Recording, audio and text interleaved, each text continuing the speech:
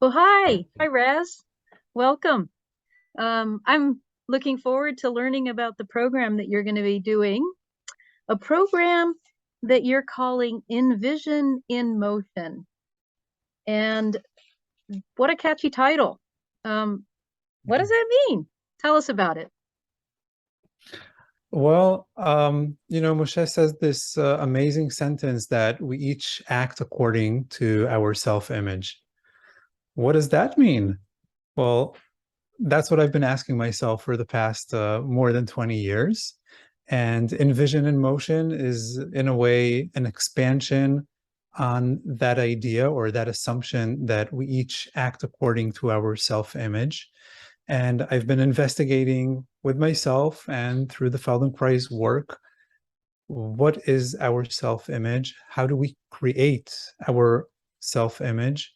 And how do we act through it, upon it? And one of the interesting things that I found, and I think Dr. Feldenkrais would agree, is that our self-image is something that we create in the moment, that it's a construction of our brain that we construct in action. And because it is so, it is accessible and it's plastic, meaning that it's shapeable. But for being able to shape our self-image and how we act according to our self-image, we need to be able to tap into that self-image, which is not a very trivial thing because there are a lot of automated mechanisms around how we act according to our self-image to ensure that we can just act, that this whole self-image action is something reliable, dependable, that our behavior can just continuously flow when needed in a functional way. So being able to tap into the self-image and to change how we act according to our self-image, it requires some creative thought. It requires a creative process.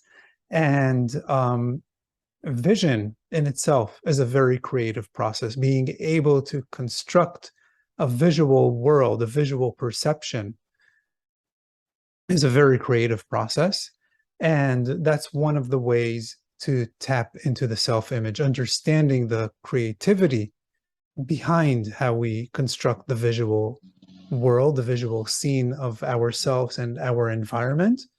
And that's what we're going to try to experiment with in this program. We're going to try to experiment with using imagery, but also using eye movements, the use of our eyes, and to be able to find where are there cracks in the acting according to the self-image dynamics that we can enter and, in a way, I wouldn't say manipulate, but try to expand and try to see where those cracks or gaps can be advantageous if for our wish or our need to feel different.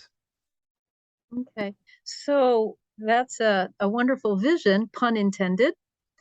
Um, so if I were a participant, how might I anticipate this vision? What might Uh-huh. become part of my experience?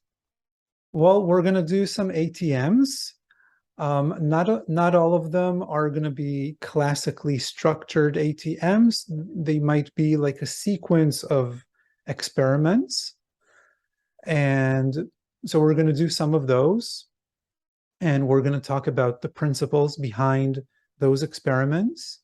We're also going to try to tap into the application of these ideas with other people, with our ATM groups and even FI clients, and to see how these ideas and principles can be relevant for people that come seeking our help with chronic pain or disability. And yeah, so we'll have time to brainstorm about how to bridge between the experiments that we're doing to real life application. Super. Great. Well, thank you for spending this time with me and illuminating what the program on Saturday, October 8th, from 9 to 1 Pacific time will be, In Vision, in Motion. So thanks a lot, Raz, and Thank we'll you. see you online. Yes, see you online. Thank you, Catherine.